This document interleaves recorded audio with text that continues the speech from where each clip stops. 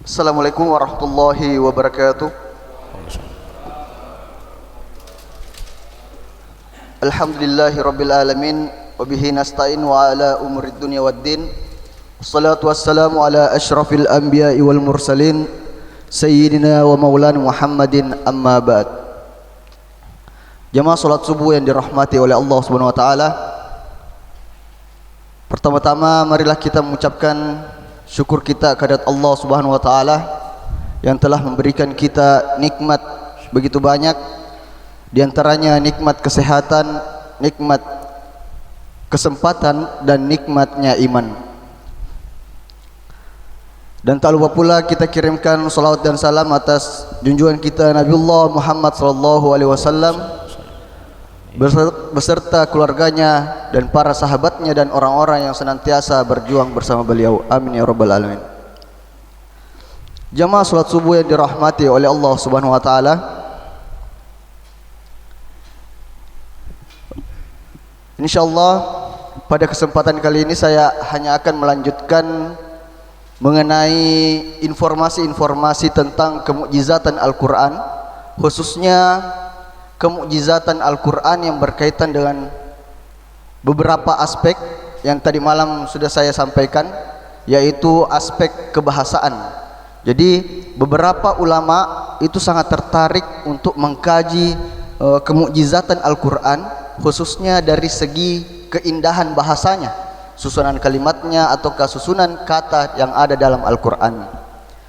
Jadi yang pertama, berdasarkan penelitian dari Abdul Razak Naufal yang beliau tuang dalam kitab I'jaz A'dadi fil Quranul Karim, beliau menemukan keseimbangan-keseimbangan dalam bilangan kata yang dipergunakan Al-Quran.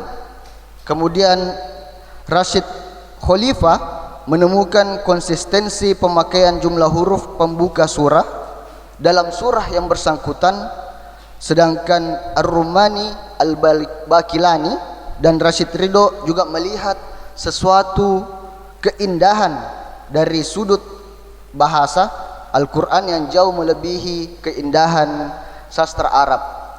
Jadi di sini pertama adalah penelitian dari Abdul Razak Naufal. Beliau menemukan adanya beberapa keseimbangan dalam Al-Quran.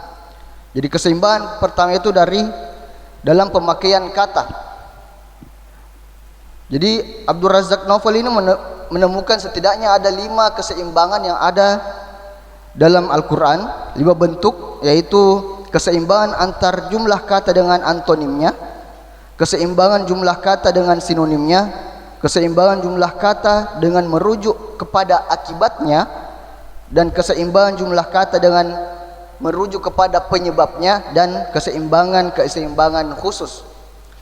Yaitu yang pertama, keseimbangan jumlah kata yang ada dalam Al-Quran dengan antonimnya.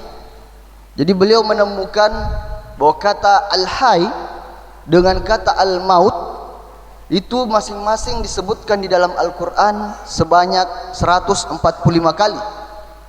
Lalu ada kata an-naf yang bermakna mudarat, dan ada kata al-madarah yang bermakna ada kata an-naf yang bermakna manfaat, dan ada kata al-mudarat yang bermakna madarah, atau al-madarah yang bermakna mudarat. Masing-masing ini disebutkan dalam Al-Quran, jumlahnya itu sebanyak 50 kali. Lalu ada as-solihat yang bermakna kebajikan, dan ada kata as-sayyiat yang bermakna keburukan.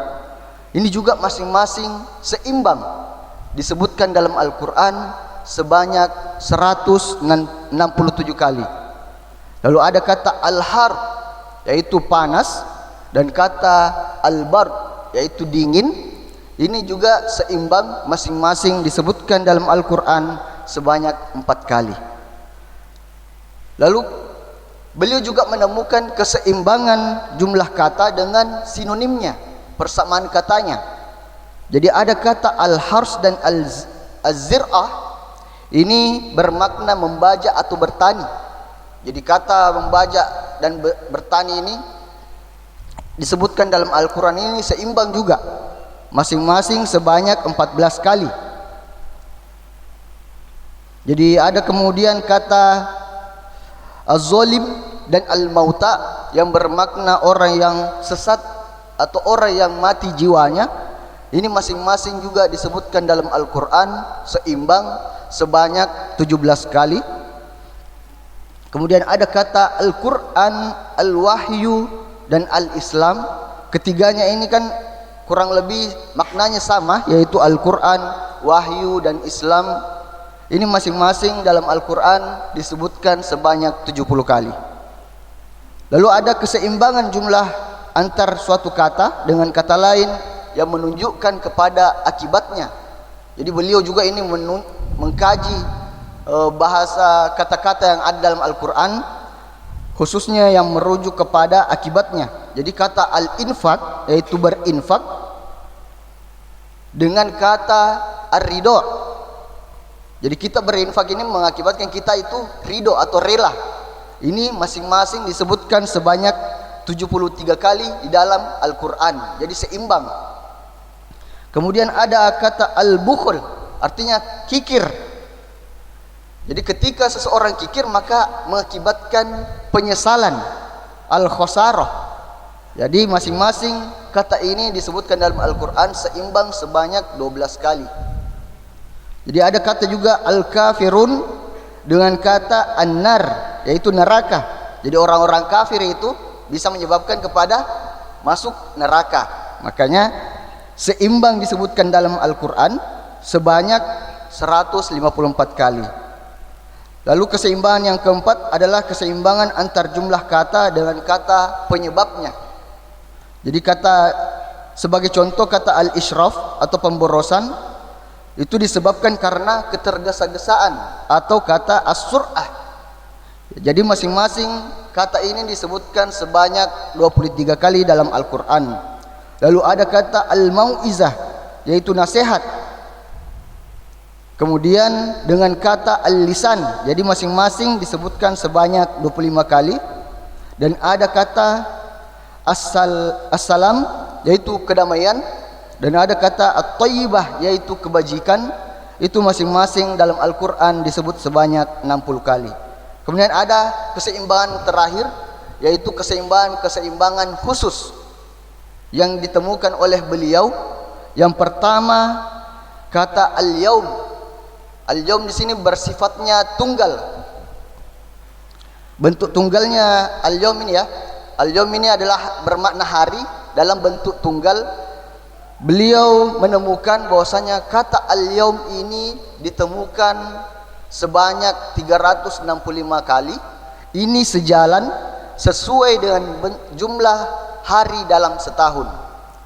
Sedangkan kata al-ayyam, al-ayyam ini adalah bentuk jamaknya dari kata al-yawm atau kata al-yawmani yang bentuk musanna yaitu dua. Jumlah pemakaiannya ini hanya 30 kali, sama dengan jumlah hari dalam sebulan. Di sisi lain kata yang berarti bulan atau syahrul Ramadan itu bermakna bulan Ramadan. Jadi kata syahrun itu hanya terdapat sebanyak 12 kali, sama dengan kata bulan dalam setahun. Kemudian ada kata yang menunjukkan kepada utusan Tuhan, yakni Rasul, Nabi, Bashir, Nazir. Ini keseluruhannya berjumlah 518. Jumlah ini seimbang dengan jumlah penyebutan nama-nama Nabi dan Rasul pembawa berita ajaran agama, yakni sebanyak 518 kali. Jadi itu penelitian dari Abdul Razak Naufal berkaitan dengan kebahasaan. Jadi beliau menemukan begitu indahnya susunan kata karena bisa seimbang kata yang ada di dalam Al-Quran, khususnya kata yang ada antonimnya, kata-kata dalam Al-Quran yang ada berkaitan dengan sinonimnya ataukah sebab akibatnya, dan ada kata-kata yang berkaitan dengan pengulangan secara khusus.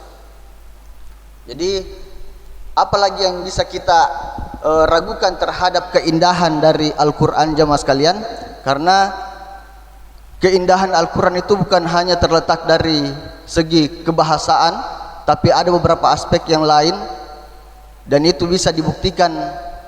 Siapa tahu ada di antara jamaah yang merasa ragu akan penelitian dari Abdul Razak Naufal, mungkin bisa kita cek. Jadi berapa kali kata al-hay dan al-maut itu diulang dalam Al-Quran, karena beliau sendiri sudah melakukan penelitian ini dan kemudian beliau membukukan di dalam bukunya, yaitu yang berjudul I'jaz A'dadi fil Qur'anil Karim.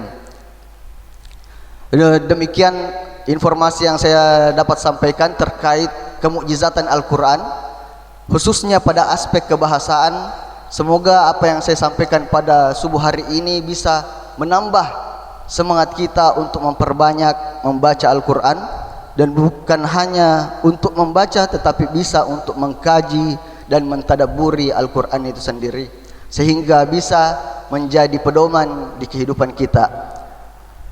Demikian, wallahul hadi ila sabilir rasyad. Wassalamualaikum warahmatullahi wabarakatuh.